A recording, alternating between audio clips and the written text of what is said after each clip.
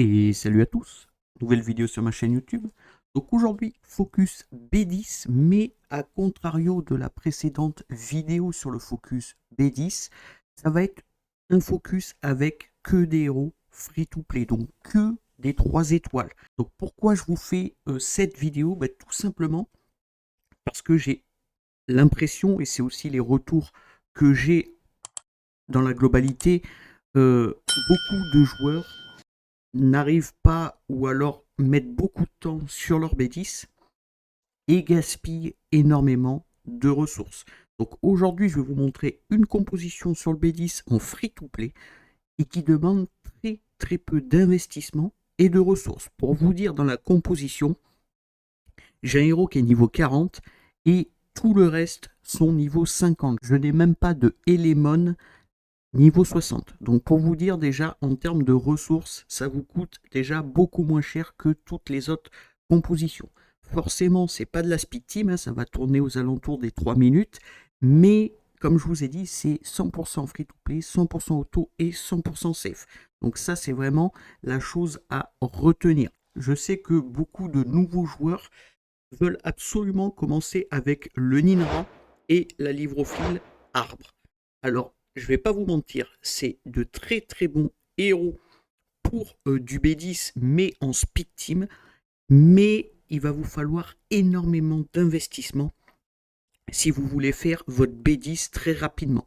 Donc c'est un choix. Moi personnellement, je fais le choix de prendre un petit peu plus le temps sur le B10, donc mettre plus de temps dans les runs, forcément.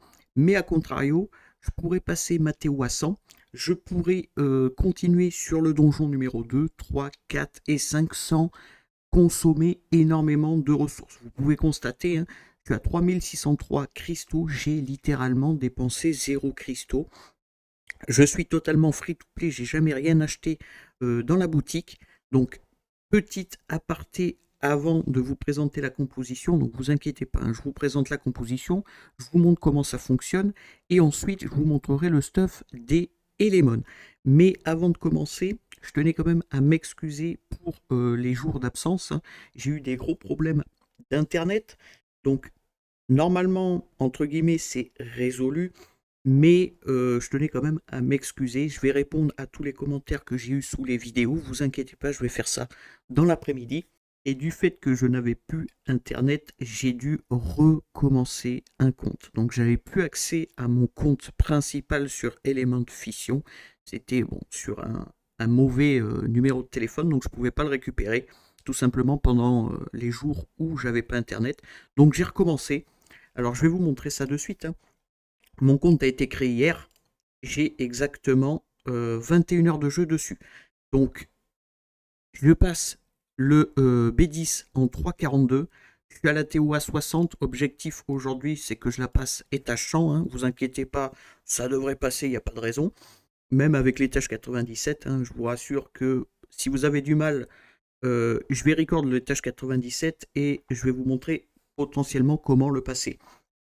Mais vous allez voir qu'en 2 jours, je vais arriver enfin, j'ai réussi déjà à faire le B10 et je vais arriver à faire ma TOA 100. Et tout ça qu'avec des Lemon niveau 50. Et très peu d'investissement. Je vais vous montrer juste après. J'ai consommé très peu de dés pour aller chercher du stuff. Donc sans plus tarder, on va se retrouver sur le club de boxe, étage 10. C'est parti! Allez, club de boxe, étage 10, donc le B10 qui est affiché sur mon curseur, hein, juste ici. Vous pouvez constater qu'il me reste 10 dés, donc j'en ai consommé un petit peu forcément. Et vous pouvez aussi voir la composition que j'utilise. Donc vous pouvez constater qu'il y a 2 niveaux 40 et 3 niveaux 50. Et c'est que du bois. Donc je ne joue ni la tireuse eau, ni le Ninra, ni la livrophile, je joue pas tout ça. Pourquoi? Parce que je trouve que ça coûte extrêmement cher en termes d'investissement. Que ce soit en skill up, en level, parce que dites-vous que livrophile, si elle n'est pas niveau 60, et si elle n'est pas forcément skill up, elle va pas one shot les vagues. Donc déjà, ça demande beaucoup d'investissement sur votre livrophile. Bien sûr, il y en a qui vont passer les vagues avec une livrophile pas skill up, mais à contrario, ils vont avoir du gros stuff autour qui va buffer la livrophile. Donc nous, on n'a pas besoin de tout ça, clairement. Donc la composition est composée de danseur occulte arbre, tireur d'élite arbre, le mineur d'horloge, la petite cavalière popo et aile d'acier. Donc en leader, on va utiliser la fille occulte, hein, la danseur occulte pour les 25% de PV, pour tanker quand même un minimum, même si vous allez voir que ça se passe quand même très très bien. Les héros qui sont 50, donc c'est danseur occulte, la tireuse d'élite et la cavalière popo. Ceux qui sont 40, c'est aile d'acier et le mineur d'horloge. Donc déjà, vous utilisez un leader de 25% des PV. Ça, c'est pour vraiment assurer les runs. J'ai pas essayé avec un leader 25% d'attaque, hein, qui est la cavalière popo. Ça devrait aussi passer. Faudrait que j'essaye, mais ça devrait aussi passer. Donc avec cette team-là, qui coûte vraiment rien à monter, c'est que des 3 étoiles, c'est accessible à tout le monde, et c'est des skill-up très faciles à faire. Donc je sais, on va en discuter juste après, je sais que certains ne savent pas skill-up les héros. Alors, qu'est-ce que j'appelle par ne pas savoir skill up les héros? C'est que certains joueurs utilisent des ressources pour skill up les héros, plutôt que des doublons pour skill up leurs héros. Donc je vous montre ça juste après. Donc globalement, qu'est-ce qu'il faut savoir sur cette team?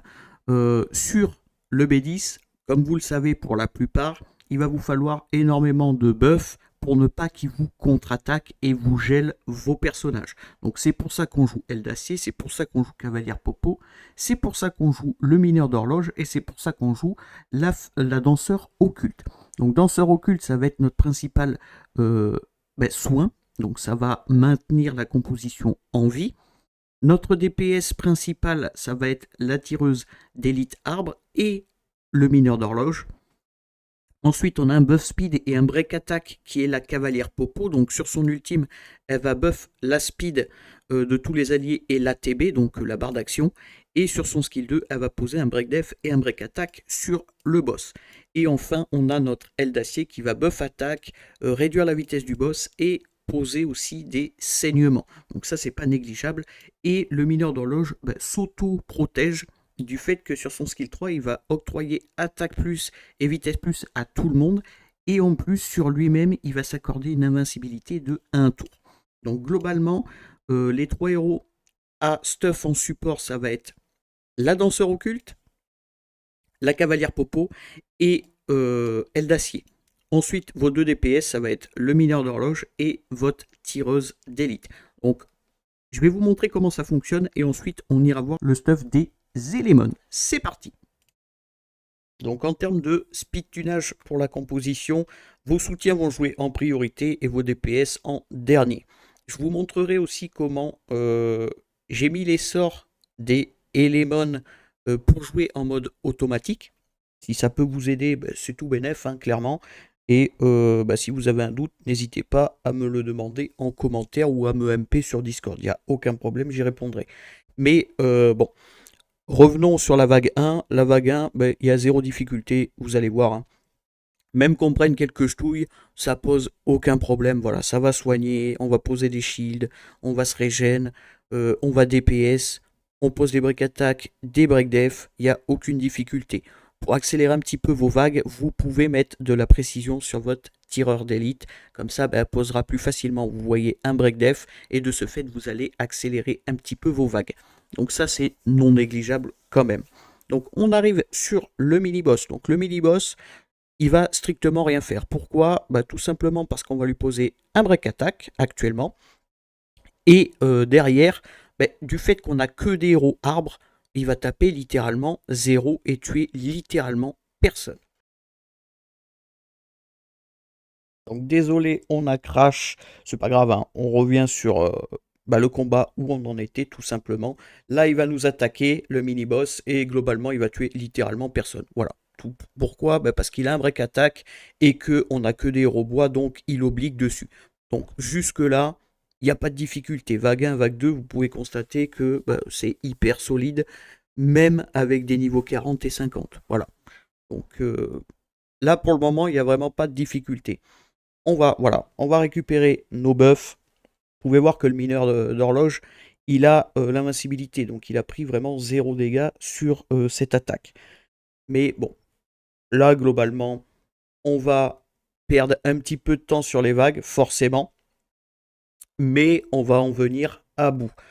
Le plus dur, globalement, c'est le boss, hein, clairement, mais avec tous les buffs qu'on va avoir, donc on a 3 soutiens qui buffent, plus le mineur d'horloge qui buff, on va avoir un bon cycle où on aura toujours 3 à 4 buffs sur nos héros.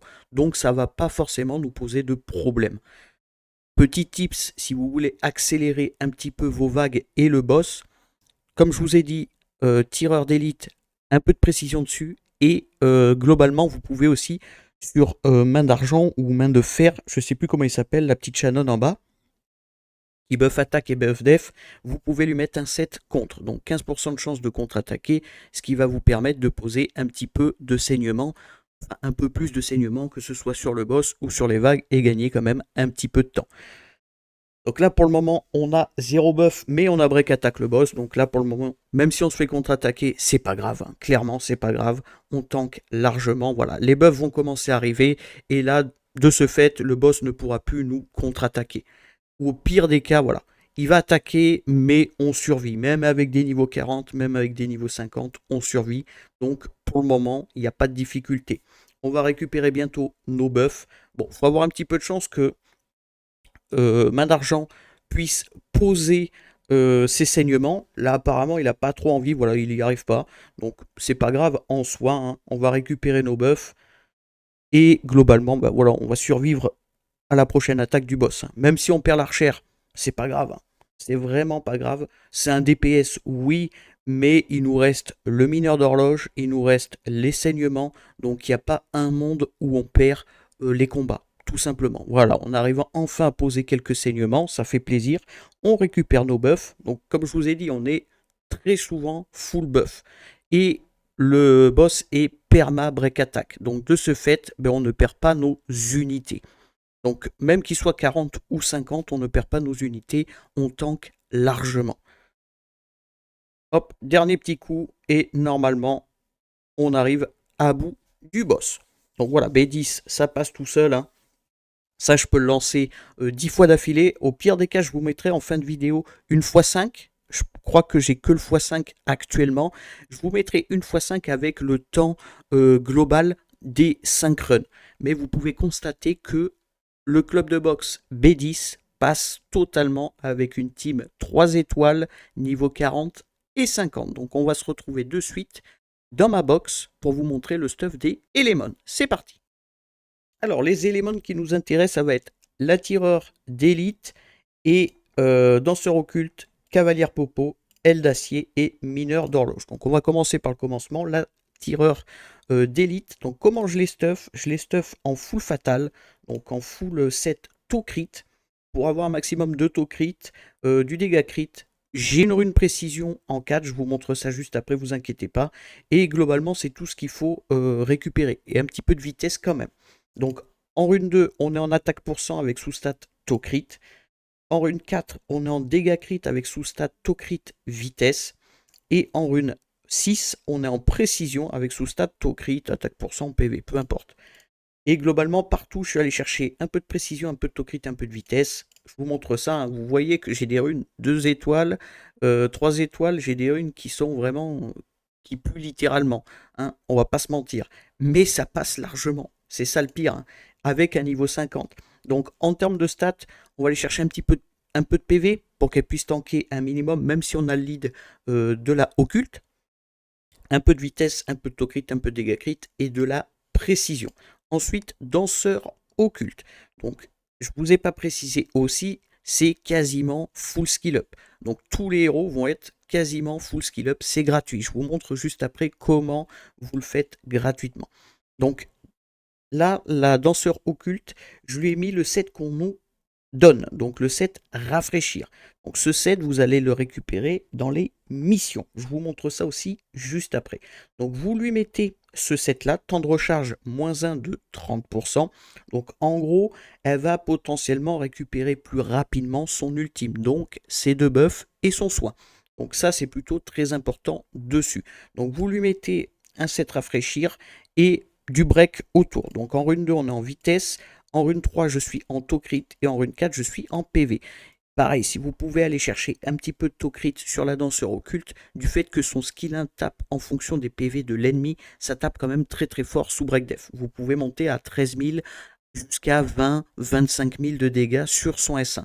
Donc c'est plutôt très correct. Donc là, qu'est-ce qu'il vous faut globalement sur votre danseur occulte? Des PV, faut qu'elle tank, hein, mine de rien, de la vitesse pour qu'elle puisse commencer dans les premiers pour récupérer, enfin pour pouvoir buffer la composition, et un peu de taux crit. Précision, on s'en fiche, dégâts crit, si vous pouvez en mettre, vous en mettez, mais globalement, il n'y a pas grand-chose à savoir. Donc vitesse, taux crit, PV. Pareil, c'est quasiment full skill up. Faut que je la termine aussi. Ensuite, Cavalière Popo. Donc, Cavalière Popo, on a son S3 qui est full skill up et il faut que je la termine pour avoir son S2 de full skill up. Donc, comment on la stuff? Donc, elle, il nous faut de la précision, absolument. Pourquoi? Pour poser le break attack. Ça, c'est vraiment la chose à faire sur le B10, c'est poser un break attack. De ce fait, il tape beaucoup moins fort. Et de ce fait, vous pouvez constater que il y a même des niveaux 40 qui résistent à ces attaques. Donc ça ne nous pose aucun problème. Donc il va vous falloir un minimum de 60 de précision sur la Cavalière Popo. C'est minimum 60. Si vous avez plus, tant mieux. Si vous avez moins, il ne faut pas. Donc 72 de précision pour ma part. Il vous faut un petit peu de vitesse, un peu de PV et tout le reste, on s'en fiche. Hein. Donc en rune 2, je suis en rune vitesse. En rune 4, je suis en rune PV. Et rune 6, comme d'habitude, précision. Donc, encore une fois, vous pouvez voir, j'ai des 3 étoiles. Hein. C'est des stuffs qu'on nous donne au début. C'est des stuffs qu'on récupère au début en faisant les missions. C'est du stuff vraiment pourri. Mais ça fait le boulot. Donc, on va pas se plaindre. On va clairement pas se plaindre. Ensuite, aile d'acier. Donc, aile d'acier, ça va être comme la Popo. On veut un minimum de 60 de précision. Un peu de PV. Donc là, il est niveau 40. C'est pour ça qu'il a si peu de PV. Hein, mais vous pouvez constater que ça suffit largement. Et de la vitesse pour qu'il puisse commencer dans les premiers pour buffer vos DPS, tout simplement. Donc en rune 2, on est en vitesse. En rune 3, enfin en rune 4, pardon, on est en PV. Et rune précis en 6, comme d'habitude. Et là, je le joue en Swift, donc en 7 rapide, pour avoir les plus 20 de vitesse. Et en 7 contre-attaque. Comme je vous ai dit, je l'ai mis en contre-attaque. Pourquoi? Pour qu'il puisse potentiellement contre-attaquer soit sur les vagues, soit sur le boss, pour poser du saignement supplémentaire et gagner un petit peu de temps. C'est pas obligatoire, mais c'est non négligeable, honnêtement. Et enfin, on a le mineur d'horloge. Donc en termes de skill up, il a son skill up sur le skill 3, mais pas encore sur le skill 2. Donc je peux gratter encore des dommages sur son sort qui ignore la def. Et pareil, il est niveau 40. Et là, on va aller le stuff un petit peu comme notre tireuse d'élite, sauf qu'on n'a pas besoin de précision sur le mineur d'horloge. Donc ça, c'est plutôt très très cool. Donc on va aller chercher du taux crit, du dégât crit, de la vitesse, et après un peu d'attaque, un peu de PV pour qu'il puisse tanker quand même un minimum. Même qu'il s'octroie l'invincibilité, vous avez pu constater qu'il prend quelques claques, mais s'il a une bonne base de PV, vous pouvez constater, j'ai exactement 7000 PV, si je dis pas de bêtises, 6000 et quelques PV, ça tank, hein. Il n'y a pas de problème. Donc lui, je les stuff comment? Donc la plupart, ils sont stuff en break, mis à part l'occulte qui est en set rafraîchir, donc rafraîchissement, si je dis pas de bêtises, quelque chose comme ça. Donc là, en rune 2, on va être en vitesse, rune 4, dégâts crit, et rune 6, attaque %. Je peux vous montrer rapidement les stuffs, mais c'est vraiment du stuff pas beau du tout. Il y a encore des runes 3 étoiles. C'est pas opti du tout, mais ça passe à 100%. Et ça, c'est plutôt très très cool. Et ça m'a demandé très très peu d'investissement. Et très peu de temps aussi pour avoir accès à cette composition. Ça, c'est plutôt un très très bon point. Donc globalement, là, on a juste un set fatal et un set vengeance sur le mineur. Sur aile d'acier, on en 7 rapide et 7 vengeance. Sur la Popo, elle a un 7 puissant. Bon, vous y fiez pas, hein, clairement. Et un 7 fatal, pareil, vous y fiez pas. Par contre, sur la occulte, le 7 rafraîchir est obligatoire. Je vais vous montrer juste après où vous le récupérez. Après, vous la mettez en break. Et sur la tireur d'élite, le mieux, c'est d'avoir un full set fatal pour avoir beaucoup de taux crit et pouvoir mettre une rune 4 en dégâts crit, tout simplement. Donc je vais vous montrer où j'ai récupéré ce set rafraîchir. Donc c'est pas sorcier, hein. Vous allez dans mission et vous le récupérez juste ici. Donc arrivé à 70 ou quelque chose comme ça, si je ne dis pas de bêtises, hein, 70 ou 78, ça doit être ça en termes de mission. Vous allez récupérer ce set là, rafraîchir composant, et ben, vous allez pouvoir directement stuff votre healeuse, donc la occulte, avec ce stuff. Jusque là, c'est pas compliqué. Ensuite, je vais vous montrer comment skill up. Donc pour la plupart, vous utilisez cette ressource. Harry pouvoir immature. Ne gaspillez pas ces ressources. C'est des ressources assez précieuses. Ces ressources-là, donc Harry pouvoir immature, je vais vous conseiller de les utiliser plutôt sur des 4 étoiles naturelles. Donc, qu'est-ce que j'appelle un 4 étoiles naturel? Ça va être un héros comme celui-ci. Robot ingénieur, quand vous l'invoquez, il est 4 étoiles naturelles. Pareil pour les Ninra, pareil pour d'autres éléments. Ça, c'est pas un problème. Et ceux-là, pareil. Vous pouvez les stocker. Harry pouvoir, ça c'est pour des 5 nat naturels. Donc des 5 étoiles naturelles, comme par exemple le sage de la sphère. Donc vous, pour skill up, vous allez potentiellement mettre un mineur d'horloge, qui se trouve juste ici. Vous allez cliquer dans votre box, ou alors vous l'avez directement juste en dessous. Hein. Moi j'ai rangé un petit peu, pour que ce soit un peu moins le bazar. Et là, vous pouvez constater que j'ai d'autres mineurs d'horloge, mais ils sont hauts. C'est pas grave. Vous pouvez cliquer. Donc là, on en a mis 4. Et vous pouvez regarder, ça affiche compétence plus 1. Donc ça veut dire que ces compétences vont être augmentées de 1 pour chaque mineur d'horloge, peu importe l'élément que je mets. De ce fait, ben, il va gagner des skill up très très facilement. Donc moi je vais cliquer sur oui. Hop. Et là, vous allez pouvoir voir, voilà, ça montre ses skill up gratuitement, tout simplement. Et ça, c'est plutôt très cool et gratuit surtout. Et vous gaspillez 0 ressources. Donc ça, c'est plutôt un très très bon point. Je vais quand même regarder combien il lui en manque. Donc, bon, lui, il est terminé. Je vais faire rapidement ma danseuse occulte. Vous pouvez laisser appuyer sur votre danseuse occulte, hein, ça va vous afficher ses sorts. Et là, vous comptez. Là, sur mon ultime, il m'en manque 2. Et sur mon skill 2, il m'en manque 1. Et sur mon skill 1, il m'en manque 1. Donc, ce qui fait un total de 4. Il me faudrait 4 occultes pour pouvoir continuer de monter ses sorts. Donc, j'en ai une ici, mais j'ai pas de doublon, donc je vais la garder. Voilà. Par contre, j'ai 2 occultes juste ici. Je vais pouvoir lui donner à manger. Je lui donne à manger et hop, voilà. Son ultime a pris un niveau de compétence de plus et son skill 2 aussi. Donc ça, c'est plutôt très très cool aussi. Je vais faire pareil avec la tireuse d'élite.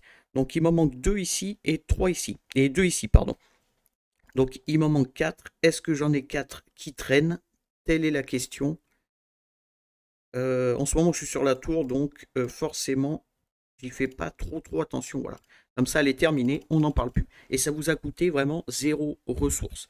Ces personnages-là que vous faites, que vous donnez à manger, vous allez les récupérer. Hein. Il suffit que vous fassiez votre tour ou des défis ou autres, vous allez summon et vous allez récupérer des éléments. Donc jusque-là, il y a 0 difficulté. Donc dernier point, je vais quand même vous montrer comment je les ai mis en mode automatique sur le B10. Et ce sera, je pense, assez complet pour votre B10 en free-to-play. Donc en termes de mode auto, sur la danseur occulte, j'ai juste cliqué sur personnaliser et j'ai laissé comme c'était. Donc haut pour l'ultime, moyen pour son skill 2 et faible pour son skill 1. Ensuite, tireur d'élite.